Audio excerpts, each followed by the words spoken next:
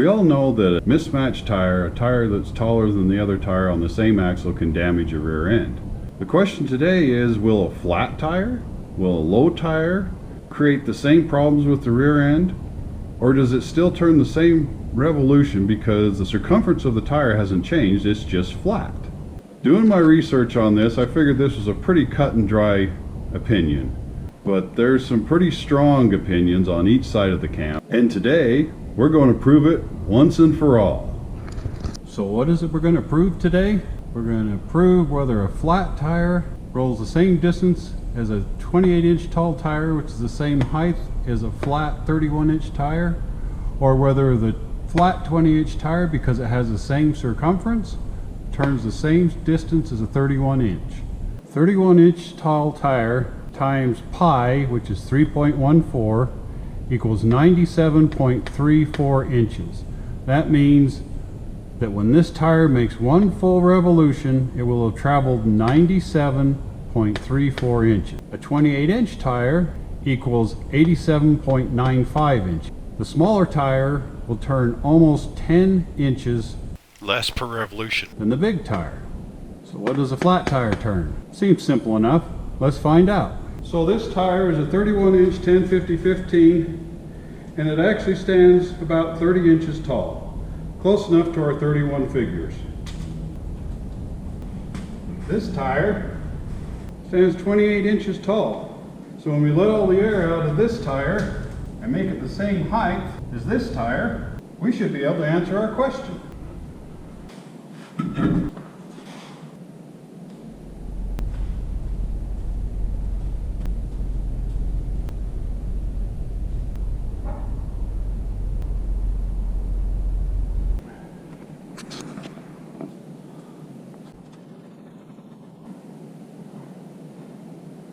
Now we've got one tire that's flat and one tire that's aired up. Still doing everything the same way as we did before. The circumference of the tire is still the same. It's just flat. Completely flat. I don't know. Let's find out. Let's see what happens. Wow, that's a lot harder to pull. Just the fuel economy that you get from a low tire would be, it's like it's stuck. Roll.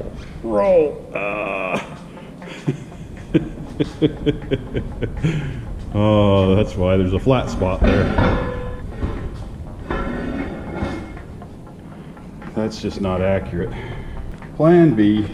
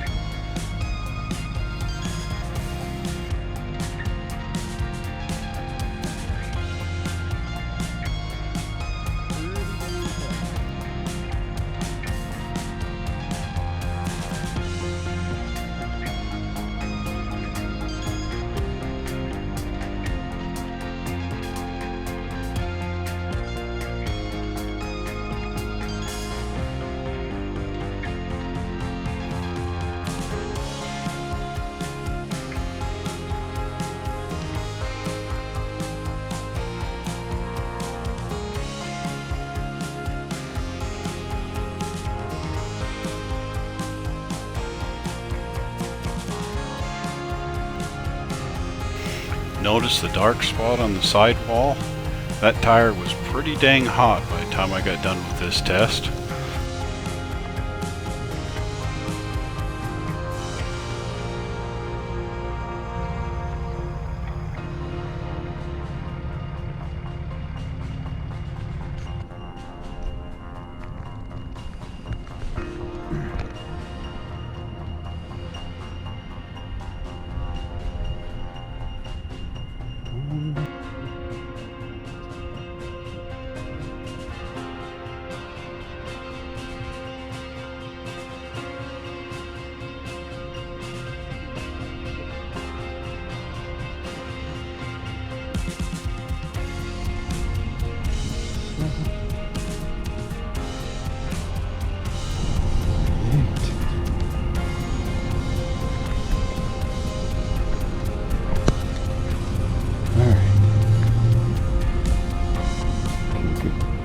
Stay there for long enough, maybe. We need to get a better picture. Oh. So, how did we do? So all three of these tires traveled the same distance. They all started at the same place and they finished at the same place. But what we want to know is how many revs or revolutions each one of these tires did per the distance. Let's summarize what we have. We have a 31-inch tall tire. We have a 31-inch tall tire that's been deflated to 28 inches tall, and we have a 28-inch tall street tire. The 31-inch tire that was deflated to a height of 28 inches traveled 45 3/4 revolutions, or turns of the tire. The tire on the right traveled 48 3/4 revolutions, or 48.75 revolutions of the tire. The aired up 31-inch tall tire, 45 revolutions per the distance traveled. So now let's answer the question that was asked at the beginning of this video. Does a 31-inch tall tire that's deflated to 28 inches high travel the same distance as a 28-inch tall tire? The answer is no.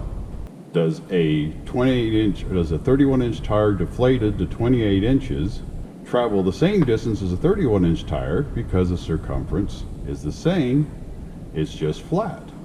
Well, the answer is no. So we had two camps here. We had a camp on the left that believed one thing, and a camp on the right that believed another thing. My test shows that both were wrong. And I'll tell you right now that I was a strong person in one of these two camps. I had a follower on one of my videos who questioned whether these two were true. And I made this video just to show him that I was right. Well, obviously, I can't be right if both are wrong. But there's a little bit of truth in each one of these, and there's enough truth in each one of these that I'm not going to change my opinion, and that I still feel that my statement in the previous video was right. Which video was that? He felt that my opinion was possibly incorrect.